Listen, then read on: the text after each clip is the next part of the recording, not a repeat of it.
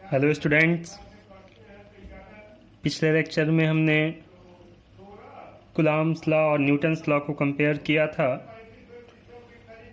और hydrogen atom में electron और प्रोटॉन के बीच लगने वाले इलेक्ट्रोस्टैटिक और ग्रेविटेशनल फोर्स को भी कंपेयर किया था। इस लेक्चर में हम कुछ न्यूमेरिकल देखेंगे कूलॉम्स लॉ पर। इसके लिए हम, जैसा कि आप जानते हैं, मैं एक टॉपिक बताता हूँ, फिर उस पे बेस्ड एक्सरसाइज के न्यूमेरिकल बताता हूँ। उसी तरीके से ऑनलाइन क्लास में भी हमने कूलॉम्स लॉ पढ़ा। अब एक्सरसाइज में देखते हैं एनसीईआरटी की जो भी क्वेश्चन हैं स्टार्ट में कूलॉम बेस, उनको हम देखते हैं। सो स्टूडेंट्स, ये हमारा लेक्चर 6 है। इसमें ये लेक्चर 6 है हमारा और इसमें हम कुछ क्वेश्चन देखेंगे एक्सरसाइज एनसीईआरटी से। इसके नोट्स भी आपको, नोट्स की जो ये पेजेस की इमेज भी आपको मिल जाएंगी व्हाट्सएप ग्रुप में। शुरू करते हैं। क्वेश्चन नंबर 1, वायु में एक दूसरे से 30 सेंटीमीटर दूरी पर रखे दो छोटे आवेशित गोलों पर क्रमशः 2 × 10⁻⁻7 तथा 3 × 10⁻⁻7 कूलॉम आवेश हैं। इनके बीच कितना बल है? बल ज्ञात करना है। बहुत ही इजी क्वेश्चन है। दो आवेशित चार्ज स्फीयर हैं, गोले हैं, दोनों पे चार्जेस हैं।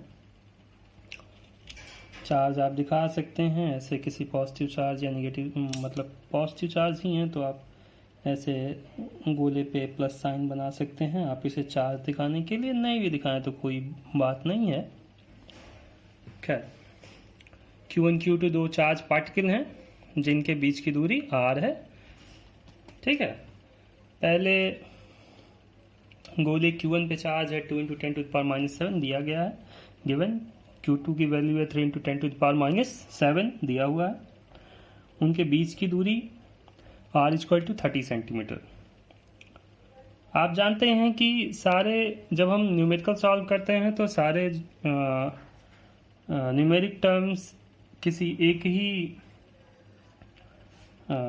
यूनिट, स्टैंडर्ड यूनिट में होने चाहिए। जैसा कि हम एसआई यूनिट फॉलो करते हैं तो एसआई यूनिट में डिस्टेंस की यूनिट होती है मीटर, तो सेंटीमीटर को कन्वर्ट करेंगे किस में? मीटर में। उसके लिए हम 10⁻⁻2 से मल्टीप्लाई कर दिए। स्टैंडर्ड के लिए डेसिमल के 1 पॉइंट पे लिखते हैं तो एक यहाँ से ऐड हो गया +1, तो ये हो गया 3 × 10⁻⁻1 मीटर। मैं ये मान रहा हूँ कि ये कैलकुलेशन आपको आता होगा। कूलॉम के नियम से F = 1/4πε0 Q1 Q2/r²। ये इलेक्ट्रोस्टैटिक फोर्स होता है दो चार्ज पार्टिकल्स के बीच में। तो F की वैल्यू 1/4πε0 की वैल्यू है 9 × 10⁹ आप जानते हैं। Q1 की वैल्यू 2 × 10⁻⁷ एंड Q2 की value 3 × 10⁻⁷ Coulomb by r²। r की वैल्यू 3 × 10⁻⁻1 स्क्वायर, 2 3 जा 6, 9 जा 54 और नीचे 3 का स्क्वायर 9। यहाँ देखिए 9 है, -7 ऐड हो गए और 1 का स्क्वायर करेंगे तो 2 आएगा। और जब हमने इसे सॉल्व किया 9 6 जा 54, आप जानते हैं सिंपली, तो 6 × 10⁻³ न्यूटन। बेसिकली ऊपर कितना हो रहा है? ऊपर हो रहा है 70 70 14, -14 + 9 5, और जब ये 2 ऊपर जाएगा -2 तो ऊपर हो जाएगा +2, जो कि हो जाएगा तो 6 × 10⁻³ न्यूटन। उनके बीच लगने वाला फोर्स कितना है? 6 × 10⁻³ न्यूटन। ये कैलकुलेशन आप क्रॉस चेक जरूर कर लें। देखिए, तो इतना फोर्स लग रहा है। अब दोनों पॉजिटिव चार्ज हैं, दोनों चार्ज पॉजिटिव हैं, इसीलिए दोनों फोर्स कैसे होंगे? एक दूसरे के अपोजिट लगेंगे, दोनों का मैग्नीट्यूड इक्वल होगा, लेकिन इन दोनों को मिलाने वाली लाइन के अपोजिट वर्क करेंगे दोनों, जैसा कि कूलाम नियम कहता है। तो उसका आंसर लिखना जरूरी है। आंसर क्या है? अतः आवेशों के मध्य लगने वाले बल का परिमाण 6 × 10⁻³ न्यूटन होगा। यह बल दोनों आवेशों को मिलाने वाली रेखा पर प्रतिकर्षण का होगा। दोनों आवेशों को मिलाने वाली ये जो रेखा है इसी पर कार्य करेगा, लेकिन प्रतिकर्षण यानी एक दूसरे को दूर भगाएंगे, रिपल्सन का। क्वेश्चन नंबर 2 देखते हैं। 1.2 0.4 माइक्रोकूलाम आवेश के किसी छोटे गोले पर किसी अन्य आवेशित गोले के कारण वायु में 0.2 न्यूटन का बल लगता है। कह रहा है कि कोई गोला है, एक गोला, फिगर पार्ट भी यहीं देखते हैं। मान लीजिए ये कोई एक छोटा गोला है, ओके। ये इस पे आवेश कितना है? 0.4 माइक्रोकूलाम। और एक दूसरा गोला है जिस पे आवेश है 0.8 माइक्रोकूलाम। ये दोनों एक दूसरे पे फोर्स लगा रहे हैं। फोर्स की वैल्यू कितनी है? फोर्स की वैल्यू है 0.2 न्यूटन। अब दोनों प्लस हैं तो फोर्स रिपल्सन का ही होगा, ओके। तो यदि ऐसा है तो ये बीच वाली दूरी फाइंड करनी है, आर की वैल्यू क्या है यही फाइंड करनी है। तो फाइंड करनी है। तो देखिए दोनों गोलों के बीच की दूरी कितनी है, मतलब आर फाइंड करना है। और दूसरी कंडीशन है कि यदि पहला गोला दूसरे गोले पे 0.2 न्यूटन का फोर्स लगा रहा है तो दूसरा गोला पहले गोले पे कितना, मतलब पहला दूसरे पे 0.2 न्यूटन का फोर्स लगा रहा है तो दूसरा पहले पे कितना लगा रहा होगा। सबसे पहले जैसा कि आप जानते हैं हम लिखते हैं, दिया है गिवन Q1 की वैल्यू 0.4 माइक्रोकूलाम, SI यूनिट में कन्वर्ट करते हैं। चार्ज की SI यूनिट कूलाम होती है, तो माइक्रो को सिंपल में चेंज करने के लिए आप 10⁻⁻6 से मल्टीप्लाई करते हैं, आपको पता होगा। तो 0.4 × 10⁻⁻6 कूलाम। स्टैंडर्ड लिखना है, इसीलिए डेसिमल को एक पॉइंट राइट मूव किए तो यहाँ चार्ज एक कम हो गया, -1 जोड़ देते हैं। इसी तरह Q2 की वैल्यू है 0.8 माइक्रोकूलाम, इसको भी चेंज कर लिया किसमें? कूलाम में। तो 8.0 × 10⁻⁷ कूलाम। फोर्स की वैल्यू दी हुई है 0.2 न्यूटन, 0.2 न्यूटन। अब आप कूलाम लॉ से जानते हो F = 1/4πε0 Q1 Q2/r²। F की वैल्यू दी गई है 0.2, 1/4πε0 एयर और वैक्यूम के लिए कांस्टेंट होता है, वैल्यू होती है 9 × 10⁹।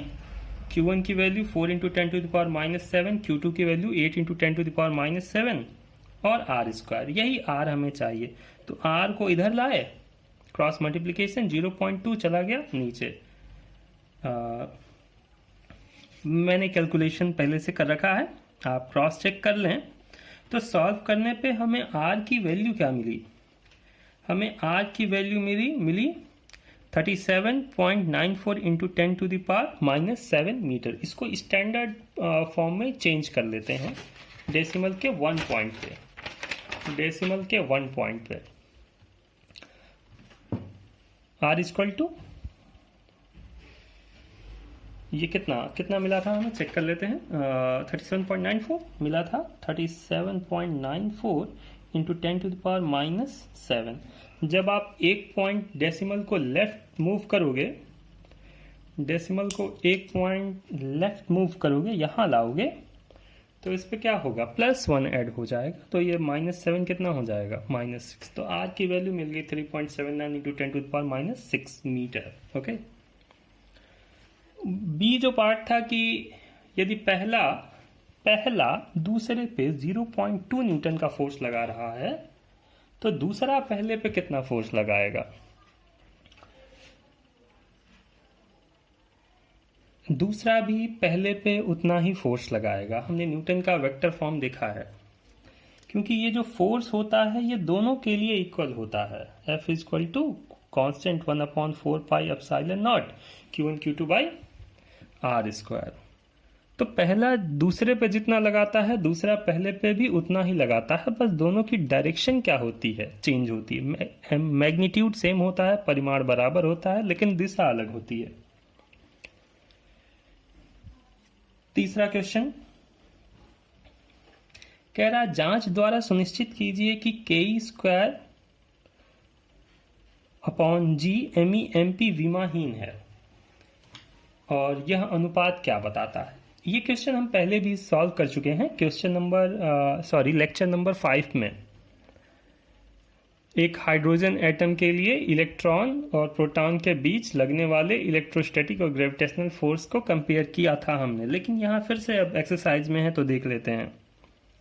इलेक्ट्रॉन का द्रव्यमान ME आप जानते हो 9.11 इंटू 10⁻³ kg। प्रोटॉन का द्रव्यमान MP 1.67 इंटू 10⁻27 kg। इलेक्ट्रॉन और प्रोटॉन पे जो आवेश होता है उसका मान होता है 1.6 इंटू 10⁻19 कूलम्ब। इलेक्ट्रॉन के लिए निगेटिव होता है, प्रोटॉन के लिए पॉजिटिव होता है, लेकिन हमें पॉजिटिव या निगेटिव से मतलब नहीं है, हमें बस मैग्नीट्यूड से मतलब है, तो हमने प्लस माइनस छोड़ दिया। दोनों के लिए E की वैल्यू 1.6 इंटू 10⁻19 कूलम्ब। ये जो कांस्टेंट है 1/4 पाई एप्सिलॉन नॉट कूलम्ब के फॉर्मूले में, यदि हम कूलम्ब फोर्स को Fe से लिखें, इलेक्ट्रोस्टैटिक्स मतलब Fe, तो इसको हम K भी लिख सकते हैं। 1/4 पाई एप्सिलॉन नॉट को हम क्या लिखते हैं, K लिखते हैं। जैसा कि देखिए मैंने यहां पे लिखा है, तो खैर electrostatic force 1/4 pi epsilon naught Q1 Q2 by R square. Q1 की वैल्यू भी E है, Q2 की वैल्यू भी E है, क्योंकि ये भी इलेक्ट्रॉन, Q1 इलेक्ट्रॉन का चार्ज है, Q2 प्रोटॉन का चार्ज है। E into E upon R square, कोई भी दूरी हो सकती है दोनों के बीच की। अब देखिए 1/4 पाई एप्सिलॉन नॉट को हमने क्या लिख लिया, K लिख लिया, एक कांस्टेंट है, लिख सकते हैं E into E square upon R square. दोनों के बीच लगने वाला gravitational force Fg G equal to ME MP by R square. Formula आप जानते हो, दो मास पार्टिकल के बीच लगने वाला ग्रेविटेशनल फोर्स क्या होता है, G M1 M2 by R square.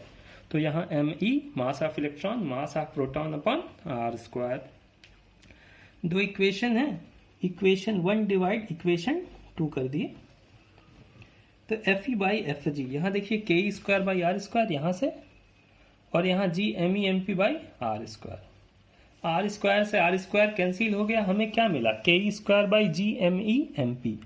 हमें वो क्वांटिटी मिल गई जिसकी हमें डायमेंशन यानी वीमा मात्रक देखना है। अब हम क्या देखें, इधर Fe है फोर्स, इधर नीचे भी क्या है Fg, ये भी फोर्स, ऊपर भी इसका मात्रक क्या होगा, न्यूटन, नीचे भी मात्रक न्यूटन। न्यूटन से न्यूटन क्या होगा, कैंसिल हो जाएगा, ऊपर भी न्यूटन नीचे भी न्यूटन, न्यूटन से न्यूटन कैंसिल। तो जब लेफ्ट हैंड साइड का कोई मात्रक नहीं है तो राइट हैंड साइड का भी कोई मात्रक नहीं होगा। इसीलिए हम लिख भी रहे हैं, दो बलों का अनुपात विमाहीन है, होगा, अतः K² बटा G ME MP भी विमाहीन ही होगा।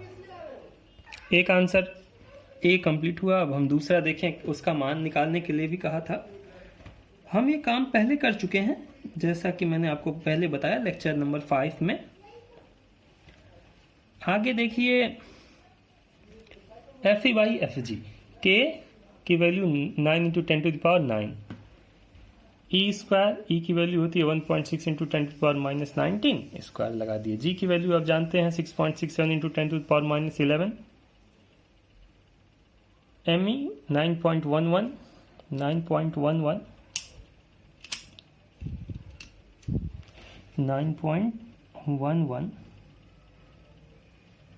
इंटू 10⁻31 और मास ऑफ प्रोटॉन 1.67 इंटू 10⁻27।